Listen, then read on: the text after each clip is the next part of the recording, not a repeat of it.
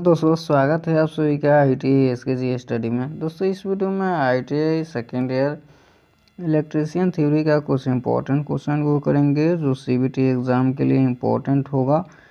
तो बने रहिएगा वीडियो के अंत तक, क्योंकि जो भी होगा वह निमी बेस्ड होगा। पिछले वीडियो में मैंने 25 क्वेश्चन कर चुके थे। आज हम 26 नंबर क्वेश्चन से चलेंगे।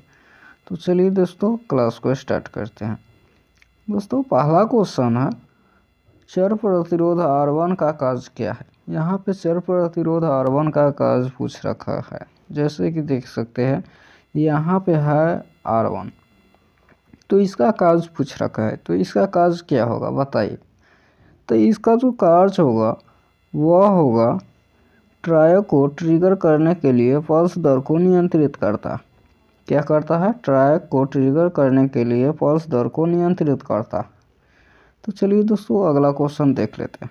अगला क्वेश्चन क्या 27 नंबर है, ट्रांजिस्टर बेस में C1 के माध्यम से L1 को जोड़ने का उद्देश्य क्या।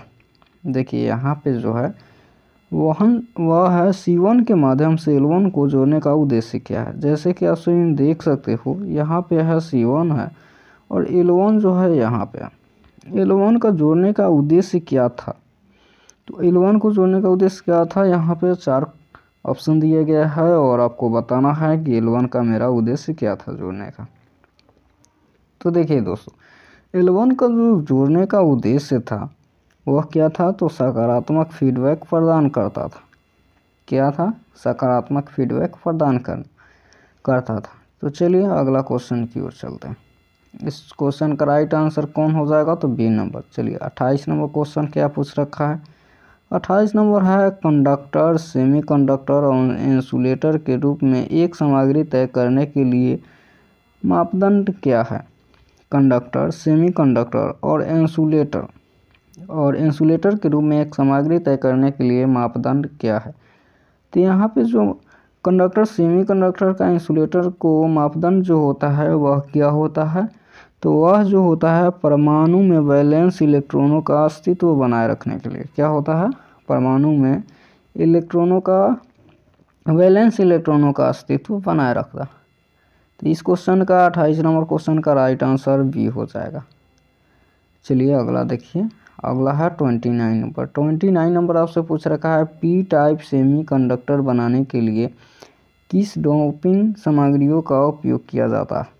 तो पी टाइप सेमीकंडक्टर जो बनाने के लिए किस डोपिंग का उपयोग किया जाता है, तो यहाँ पे जो है वह 4 ऑप्शन दिया गया है, बोरॉन, आर्सेनियम, एंटीनियम और फास्फोरस। तो आपको बताना है इसमें से कौन सा राइट आंसर होगा।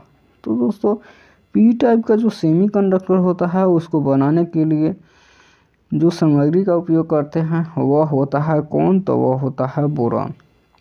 क्या होता है? बोरॉन। तो इस क्वेश्चन का राइट आंसर ये हो जाएगा बोरॉन। चलिए अगला देखिए। अगला है 30 नंबर क्वेश्चन आपसे क्या पूछ रखा है। 30 नंबर है, प्रवर्धक के लिए NPN ट्रांजिस्टर के लिए किस सामग्री का अभिनति की आवश्यकता है। क्या पूछ रखा है? प्रवर्धक के लिए NPN ट्रांजिस्टर के लिए किस प्रकार की अभिनति की आवश्यकता है। तो उसको आवश्यकता के लिए जो हो जाता है वह होता है बेस पॉजिटिव होना चाहिए, एमिटर नेगेटिव और कलेक्टर पॉजिटिव होना चाहिए। तो 30 नंबर क्वेश्चन का राइट आंसर सी हो जाएगा। अगला क्वेश्चन देखेंगे। 31 है, यहाँ पे 31 है, ट्रांजिस्टर सर्किट में फंक्शन का प्रकार क्या है। यह एक ट्रांजिस्टर सर्किट है, इसका फंक्शन का प्रकार पूछ रखा है। ऑप्शन ए है स्विचिंग, बी है दोलन और सी है मॉड्यूलेशन और डी है प्रवर्धक। इसका राइट आंसर बताइए। ट्रांजिस्टर जो सर्किट है उसका फंक्शन का जो प्रकार है वह है स्विचिंग। क्या है? स्विचिंग। इस क्वेश्चन का जो राइट आंसर हो जाएगा वह है ए, ऑप्शन ए, स्विचिंग। चलिए अगला देखिए। अगला है, एम्पलीफायर सर्किट में नकारात्मक फीडबैक की आवश्यकता क्या है। एम्पलीफायर सर्किट में नकारात्मक फीडबैक की आवश्यकता क्या है। तो नकारात्मक फीडबैक की आवश्यकता क्या होगी, तो वह जो होगा वह होगा विकृति को कम करने के लिए। क्या होगा? विकृति को कम करने के लिए। एम्पलीफायर सर्किट में जो नकारात्मक फीडबैक की आवश्यकता होती है वह होती है विकृति को कम करने के लिए। तो इस क्वेश्चन का राइट आंसर ए हो जाएगा। ठीक, चलिए अगला क्वेश्चन देखेंगे। 33 नंबर क्वेश्चन आपसे क्या पूछ रखा है। 33 नंबर जो क्वेश्चन है वह पूछ रखा है पावर कंट्रोल सर्किट में डायक का उद्देश्य क्या है। पावर कंट्रोल सर्किट में डायक का उद्देश्य पूछ रखा है। ऑप्शन ए है रेक्टिफायर के रूप में, बी है ट्रिगर करने के लिए, और सी है एक ऑसिलेटर के रूप में, और डी है प्रवर्धक के रूप में। तो राइट आंसर कौन हो जाएगा। तो 30 नंबर का जो राइट आंसर हो जाएगा, 33 नंबर का जो राइट आंसर हो जाएगा वह होगा बी, ट्रिगर करने के लिए। क्या होगा, ट्रिगर करने के लिए। जो पावर कंट्रोल सर्किट डायक का जो उद्देश्य होगा वह होगा ट्रिगर करने के लिए। चलिए अगला देख लेते हैं। 34 नंबर क्वेश्चन आपसे क्या पूछ रखा है। 34 नंबर है इलेक्ट्रॉनिक पंखा नियंत्रण सर्किट में किस प्रकार के नियंत्रण उपकरण का उपयोग किया जाता है। इलेक्ट्रॉनिक पंखा नियामक नियंत्रण सर्किट में किस प्रकार के नियंत्रण उपकरण का उपयोग किया जाता है। तो ऑप्शन यहाँ पे देखिए क्या क्या दिया है। ऑप्शन है एफईटी, यूजेटी, डायक, ट्रायक। क्या होगा इसका राइट आंसर। तो जो इलेक्ट्रॉनिक पंखा नियामक नियंत्रण में जो उपयोग होता है उस उपकरण का जो नाम है वह क्या है। तो वह जो है वह है ट्रायक। क्या है, ट्रायक। चलिए 35 नंबर क्वेश्चन देखते हैं। 35 number SCR silicon control rectifier, जो मोटर को कंट्रोल करने के लिए काम में आता है। यहाँ पे देखिए SCR का कौन सा चतुर्थांश प्रचालन रिवर्स वायरिंग में भारी करंट देता है। SCR का कौन सा चतुर्थांश प्रचालन रिवर्स वायरिंग में भारी करंट देता है। तो वह जो तीसरा चतुर्थांश जो होता है वह SCR का चतुर्थांश होता है और प्रचालन रिवर्स वायरिंग में भारी करंट देता है। कौन होता है, तीसरा चतुर्थांश। तो 35 नंबर जो क्वेश्चन है उसका राइट आंसर बी हो जाएगा। चलिए अगला देख लेते हैं। 36 नंबर है सत्य तालिका किस लॉजिक गेट को संदर्भित करता है। यहाँ पे गेट का जो तालिका दिया गया है उसी के बारे में पूछ रखा। तो सत्य जो तालिका है वह किस लॉजिक गेट को संदर्भित करता है बताइए। यहाँ पे गेट के बारे में आपको अच्छी तरीके से पढ़ लेना है, क्योंकि जो भी गेट होता है and gate, not gate, nor gate, nand gate, XOR gate, तो और गेट, ये सब रीड कर लीजिएगा अच्छा से, क्योंकि एग्जाम में इन सब में से कोई भी आपसे पूछ सकता है। आपको ड्राइंग में भी पूछ सकता है बनाने के लिए और थ्योरी में भी आपसे पूछ सकता है। तो आपको ध्यान में रखना है कि चलिए यहाँ पे देखिए, यहाँ जो है ये एरो का जो निशान है ये नॉट गेट का होता है। ठीक है, नॉट। तो यहाँ पे देखिए ये जो मल्टीप्लाई में रहता ना, देखिए यहाँ पे ये जो प्लस में है ए प्लस बी, यहाँ पे यदि ए बी रहता तो इसको हम बोलते एंड गेट। क्या बोलते, एंड गेट। लेकिन इस पर हम एक नॉट का दे देते तो यहाँ जो है and gate plus not gate जोड़ करके हम बनाते नैंड गेट। क्या बनाते, नैंड गेट बनाते। तो यहीं पे आता है कि हम यदि यह प्लस में है ए प्लस बी तो यह जो गेट हो जाएगा वह और गेट होगा। लेकिन यही मेरा जो एरो का निशान ऊपर दे दिया जाएगा तो वहाँ पे हम और गेट प्लस नॉट गेट, क्या बनेगा, तो नॉर गेट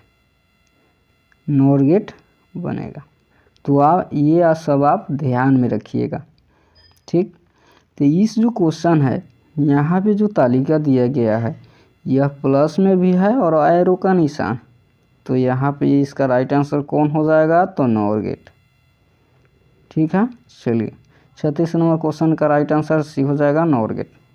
अगला देखिए, अगला है CRO में टाइम बेस कंट्रोल। CRO में टाइम बेस कंट्रोल स्विचिंग का नॉब का उपयोग क्या है।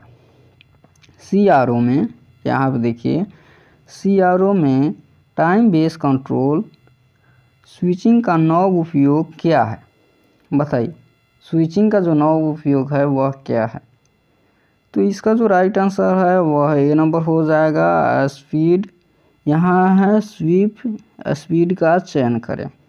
क्या है? स्वीप स्पीड का चयन करें।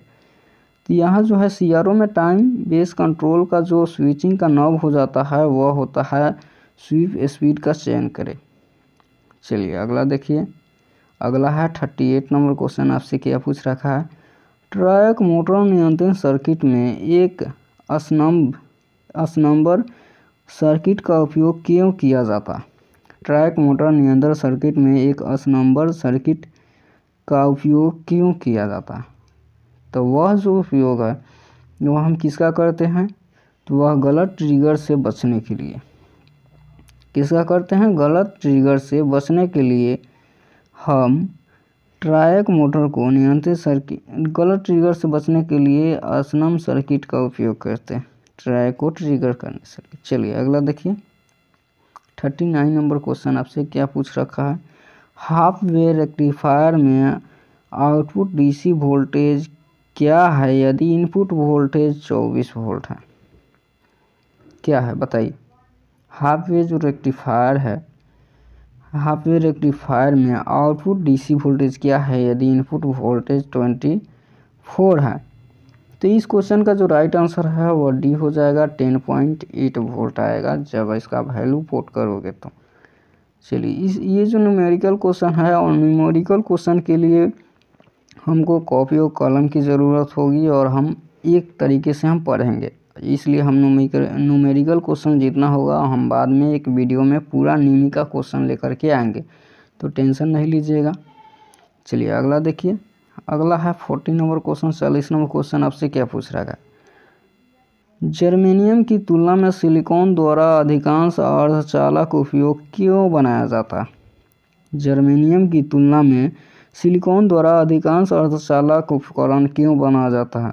उच्च बाधा वोल्टेज के लिए, या उच्च प्रतिरोध रेंज के लिए, या उच्च तापीय चालक के लिए, या उच्च धारा ले जाने के लिए? बताइए बताइए। यहाँ जो है देखिए, यह जो जर्मेनियम की तुलना में सिलिकॉन अधिकांश अर्धचालन का जो होता है वह क्या होता है? तो वह जो होता है वह उच्च बाधा वोल्टेज के लिए होता है। क्या होता है? उच्च बाधा वोल्टेज के लिए। तो इस क्वेश्चन का राइट आंसर ये हो जाएगा। चलिए अगला देख लेते हैं, 41 नंबर क्वेश्चन। आपसे क्या पूछ रखा है? यदि ट्रांसफार्मर का सेंटर टैप पूर्ण तरंग रेक्टिफायर सर्किट में खुला हुआ है तो आउटपुट वोल्टेज क्या होगा?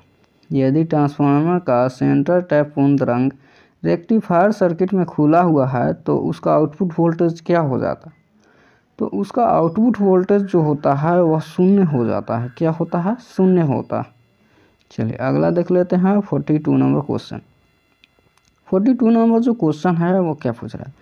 कौन सा दोलक उच्च स्टिक स्थिर आवृत्ति प्रदान करता? कौन सा दोलक उच्च स्टिक स्थिर आवृत्ति प्रदान करता? तो जो दोलक है उच्च स्टिक स्थिर जो है वह उच्च स्टिक स्थिर प्रदान करता है, वह कौन है? तो वो है हार्टले ऑसिलेटर। हार्टले ऑसिलेटर जो है वह उच्च स्थिर आवृत्ति प्रदान करता। चलिए अगला है 43 नंबर क्वेश्चन। 43 नंबर आपसे क्या पूछ रखा है? तो वह पूछ रखा है एक ट्रांजिस्टर में आधार सामग्रियों का विशेष गुण क्या है? एक ट्रांजिस्टर में आधार सामग्रियों का विशेष गुण क्या है? तो ट्रांजिस्टर में आधार सामग्रियों का जो विशेष गुण होता है वह हल्के से डोप किया हुआ और बहुत पतला होता है। क्या होता है? हल्के से डोप किया हुआ और बहुत पतला होता है। चलिए अगला देखिए, 44 नंबर क्वेश्चन है, एम्पलीफायर का प्रकार क्या है? यहाँ पे एम्पलीफायर का प्रकार पूछ रखा है। तो देखिए यहाँ एम्पलीफायर दिया गया है और ये जो एम्पलीफायर है इसका आपसे प्रकार पूछ रखा है, कौन सा प्रकार होगा? तो इस एम्पलीफायर का जो प्रकार है वह कॉमन बेस एमिटर है। क्या है? ना, कॉमन बेस एमीटर नहीं होगा। यहाँ पे देखिए कॉमन एमीटर एम्पलीफायर होगा। यहाँ पे एम्पलीफायर बहुत चित्र दे देगा आपको, मतलब कि एम्पलीफायर जो होता है बहुत अलग अलग चित्र का होता है, तो चित्र को आप सब ध्यान से देखिए। यहाँ पे कॉमन एमीटर एम्पलीफायर हो जाएगा। क्या होगा? Common ammeter amplifier. तो इस क्वेश्चन का राइट आंसर डी हो जाएगा, कॉमन एमीटर एम्पलीफायर। देख लीजिएगा। अगला देखिए 45 नंबर जो क्वेश्चन है वो क्या पूछ रखा है? कौन सा प्रतिरोध एक सामान्य एमीटर एम्पलीफायर में वोल्टेज लाभ को निर्धारित करता है? कौन सा प्रतिरोध सामान्य एमीटर एम्पलीफायर में वोल्टेज लाभ को निर्धारित करता है? तो यहाँ भी एमीटर ही दे दिए, यहाँ भी एम्पलीफायर ही दे दिया, और यहाँ पे पूछ रखा है एमीटर एम्पलीफायर में वोल्टेज लाभ को निर्धारित कौन करता है? तो वह जो है वह RL करता। क्या करता है? RL करता। कहाँ पे है? RL यहीं पे होगा। चलिए अगला देखिए 46 नंबर क्या पूछ रखा है? कौन सा मल्टी वाइब्रेटर आउटपुट से दोहरावाद पल्स वेव पैदा करता है? कौन सा मल्टी वाइब्रेट आउटपुट से दोहरावाद पल्स वेव पैदा करता है?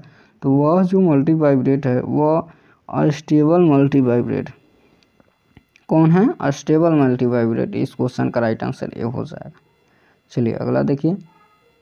अगला देखते हैं 47 नंबर क्वेश्चन आपसे पूछ रखा है दोलक में एक फीडबैक नेटवर्कों का उपयोग क्यों किया जाता है? तो दोलक में जो है वह फीडबैक नेटवर्कों का जो उपयोग किया जाता है वह किया जाता है किसके लिए? तो सिग्नल को 180 डिग्री से फेज शिफ्ट करने के लिए। किसके लिए? सिग्नल को 180 डिग्री से फेज शिफ्ट करने के लिए। तो इस क्वेश्चन का राइट आंसर जो है 47 नंबर सी हो जाएगा। चलिए अगला देखिए। अगला 48 नंबर आपसे क्वेश्चन क्या पूछ रखा है? FET field effect transistor. Field effect transistor का मुख्य अनुप्रयोग क्या है? मुख्य अनुप्रयोग क्या है फील्ड इफेक्ट ट्रांजिस्टर का? बताइए। तो जो फील्ड इफेक्ट ट्रांजिस्टर का जो मुख्य अनुप्रयोग होता है वह वोल्टेज नियंत्रण डिवाइस होता है। क्या होता है?